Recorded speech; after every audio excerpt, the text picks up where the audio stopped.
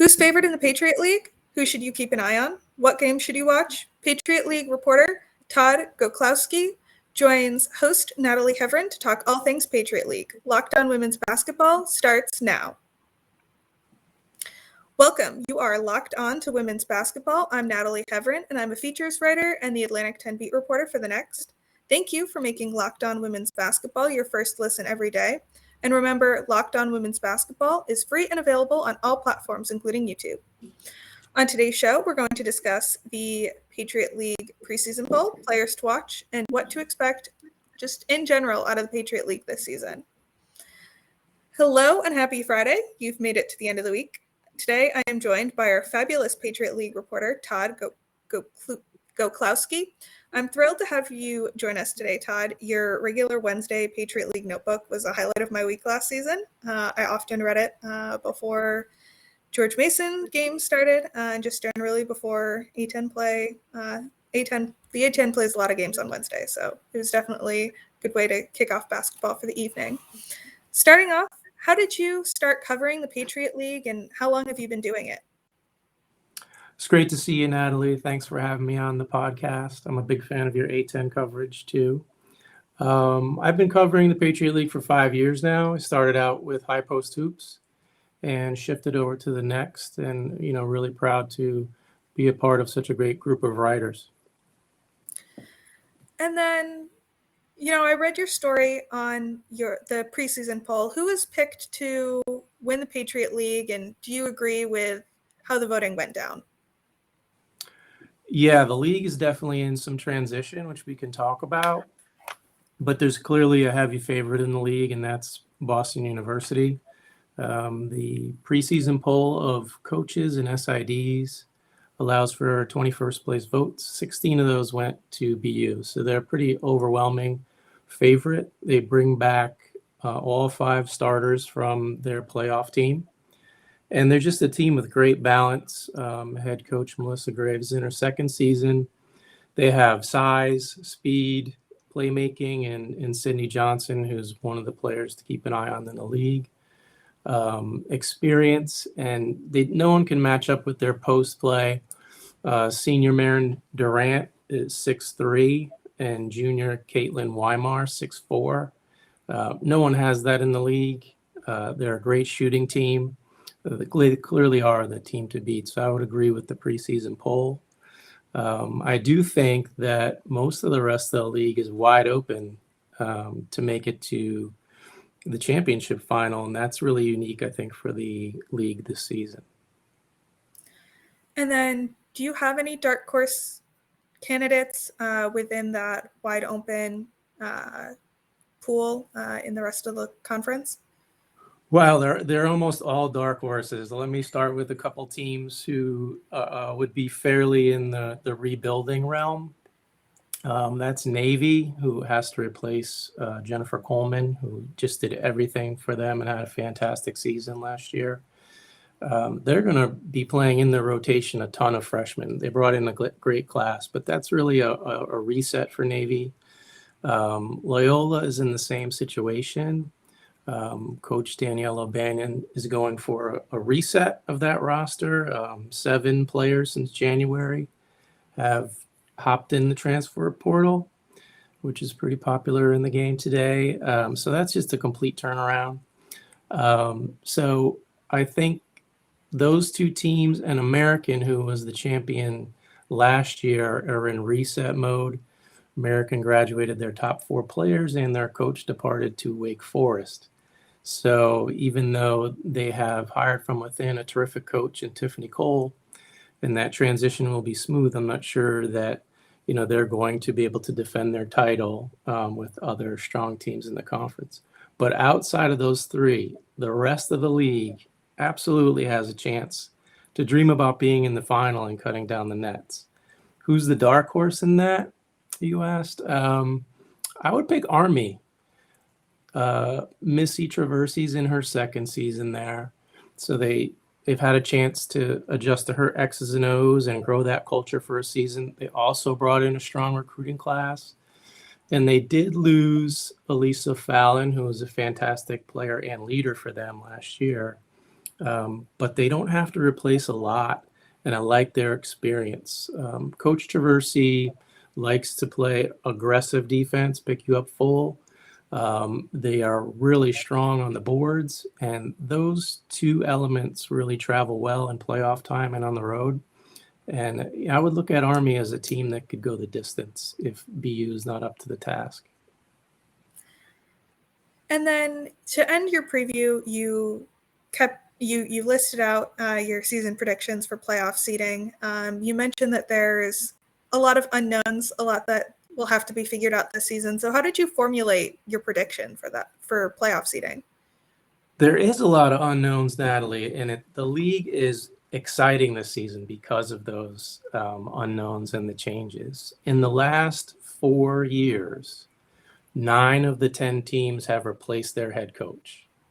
You throw in the pandemic and the popularity of transfer portals, and it has opened the field wide to other teams who may not normally be in the mix, thinking about a title hope, which is exciting.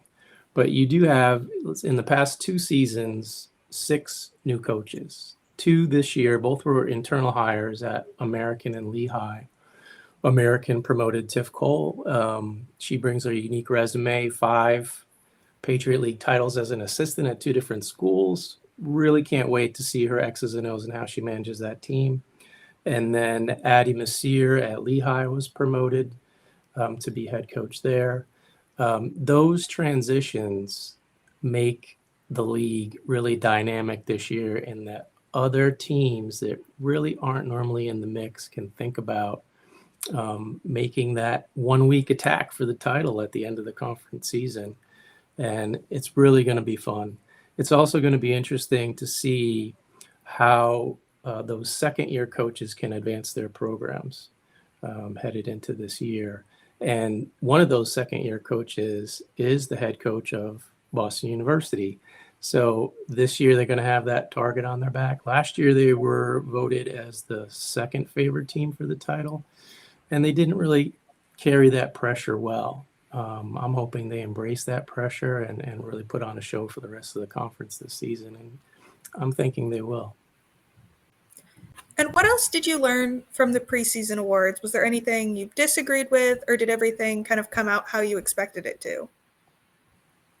It was as expected. I think what I really enjoyed from the preseason awards is seeing Marin Durant awarded Defensive Player of the Year. I think this is the first year they did that in the preseason. It's such an overlooked part of the game, and she is a significant force on the defensive end as a rim protector for BU. So I was really pleased to see that. And then, not a surprise, but really enjoyed seeing Cecilia Collins recognized in there. She was a freshman last year for Bucknell, started all their games, played the most minutes, and she is a real pleasure to watch. If you want to watch the game, try to see it through her eyes in terms of her rotation, how she sees the court, keeps her troops organized, and attacks. She's really a pleasure, and she was recognized as a preseason list on that for the conference, and that as a sophomore is a nice honor. Lex Terrian out of Loyola, also a sophomore, recognized there. And it shows you where the league is. It's a league in a little bit of a transition, but it's also coming out of, its most successful times. In 2020, Lauren Manis of Holy Cross was drafted by the Las Vegas Aces. In 2021, Natalie Goclowski of Lafayette was drafted by the Seattle Storm. And just this last spring, Navy's Jennifer Coleman was invited to Washington Mystics camp. So there's a ton of exciting talent in the league. And although, there's been a bunch of coaching changes in the last couple seasons and the league is trending young, it's trending up. And this is the season sort of where things are turning from, the older, more experienced coaches and players to the young guns. And I'm really excited to see how it plays out. I'm excited to watch. Coming up next, we'll talk more about coaches and players to watch and what newcomers Todd expects to make an impact.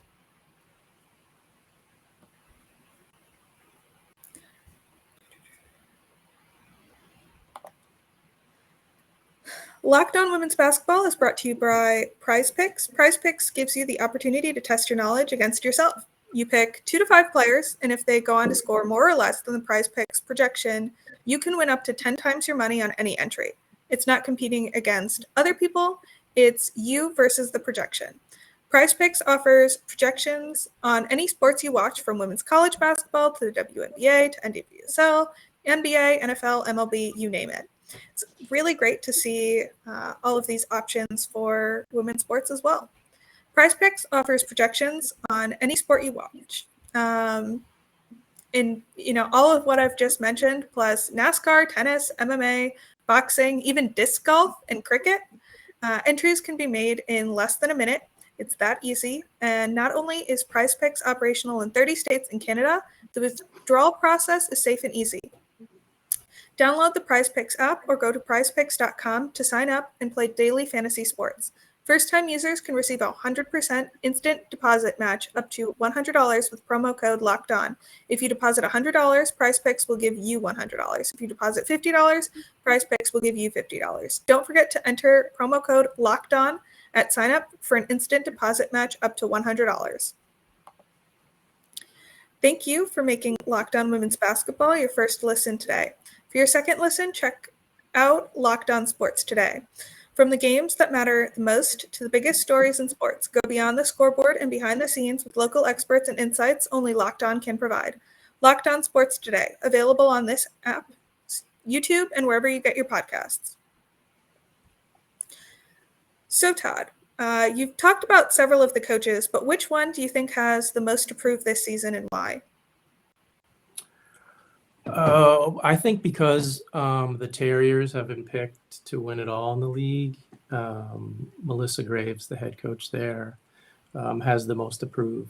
Last season, I think, was successful in that they had some nice wins, one over Boston College.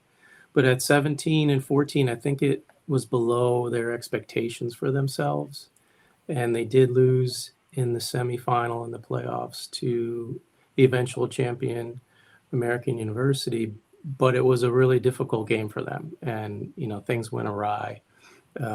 I think this season presents an opportunity for a reset for that squad and for Coach Graves, and I'm sure they're going to take advantage of that. I'm looking forward to seeing how they do. So I think the chance for redemption on their performance in that semi is a motivating force for them. Looking forward to see how they resolve that and chase that goal. I think the other coach with a lot to prove is Missy Traversi at Army. A great coach, and like I said previously, they're my dark horse pick. I think they have enough returning to make it into the top 4 and earn a home game for conference playoffs. And that is a team, because they are so physical and aggressive on defense, I think can cause some problems for a favorite.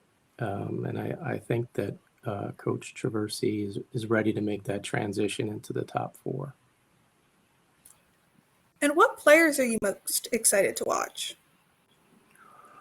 Oh, holy cow, Sydney Johnson. If you haven't seen Sydney Johnson at BU, she is electric.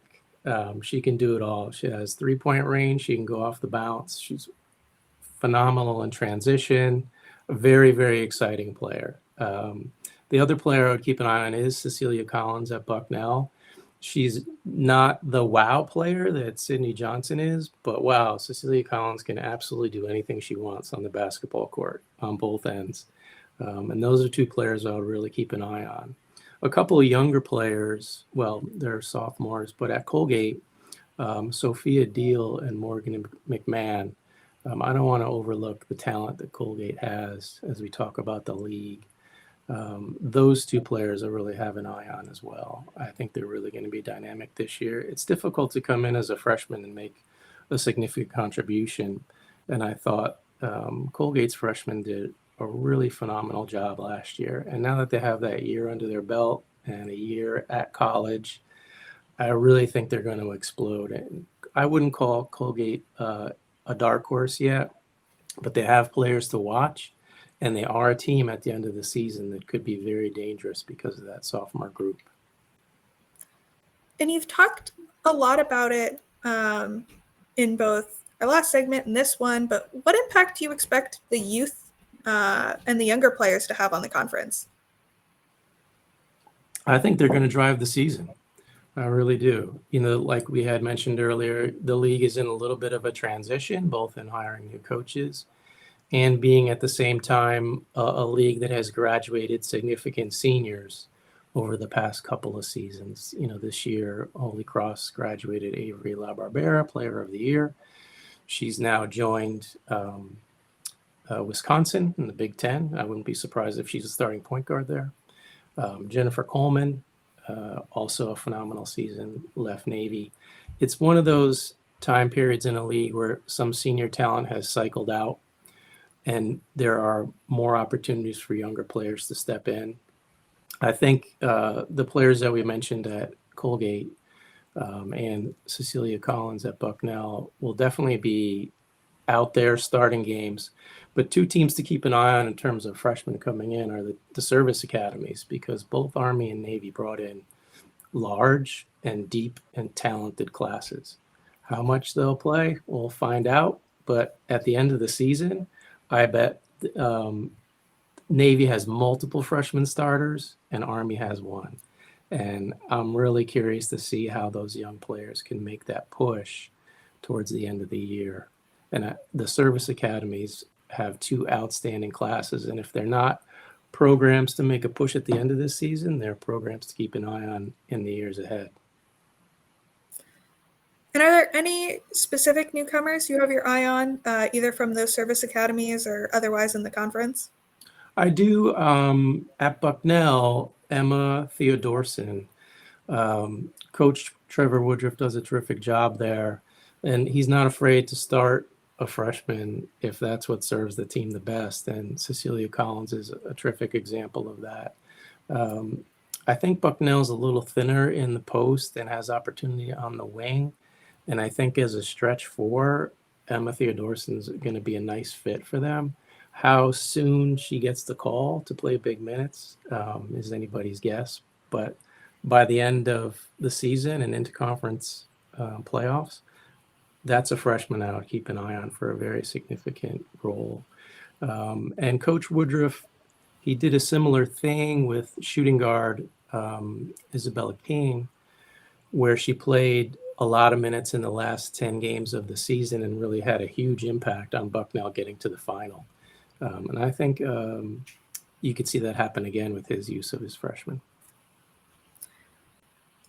And you've talked a lot about the transition of this conference. What do you think this transition period is going to create for the conference, not just this year, but in the future? Wow, great question. I'm not sure I know the answer to that. And I think not having the answer excites me about what's ahead for the conference. You really don't know where some of the programs, being so young right now, can take that youth. But I think it's a league that's trending up with those changes.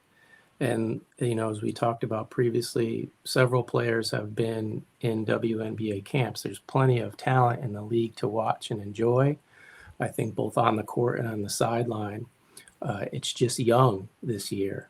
And I think fans should look at that league as it is in transition, but something that is a real exciting moment for both those coaches and those players to show what they can do.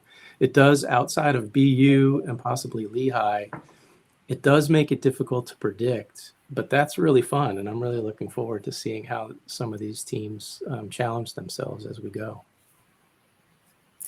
Coming up next, we'll discuss Patriot League games to watch and a few other wrap-up topics on this conference.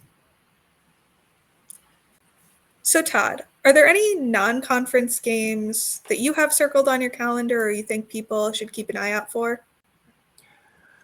Wow. Some of the non-conference matchups are maybe not fun. American plays Notre Dame. I don't know how that's going to go, but it'll be a fun experience. I do look at Bucknell's schedule and see that they are matched up with Virginia Tech, who's preseason ranked in the top 20. And even though, Bucknell is, leaning on the young side, I think that's really going to be a fun game to watch out for. Last year, Bucknell was in the same situation, although they did have a senior backcourt, which certainly is a big difference. The last year they played Ohio State in an early matchup that I liked, and it was a pretty tight game at the half, maybe a 3-point game if I recall. They couldn't keep up with them in the second half, but man, they played a great game and they had a great plan. And, the Bucknell-Virginia Tech matchup is one I really look forward to watching. And that is Lehigh at Drexel. I think that's really going to be a fun game. Lehigh has a lot of pieces to the puzzle for new coach Addie Micir. They bring back senior Franny Hottinger and junior shooter Mackenzie Kramer, who was one of the best shooters in the country last year.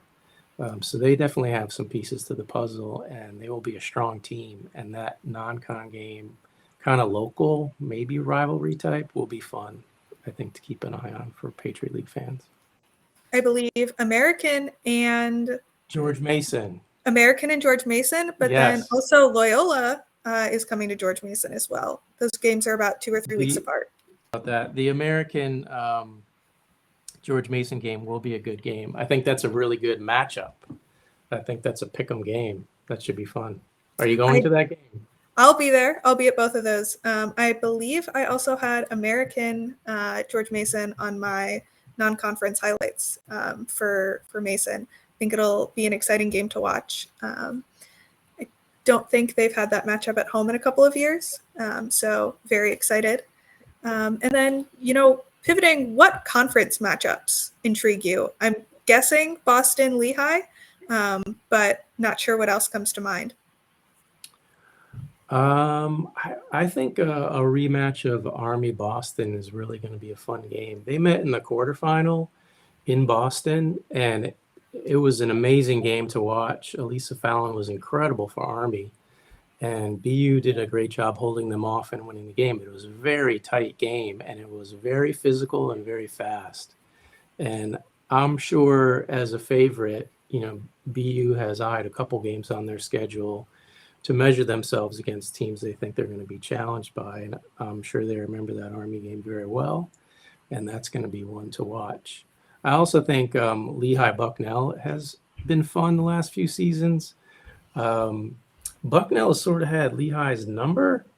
I think they've won 7 out of the last 8, and last year Lehigh played at Bucknell in the semis.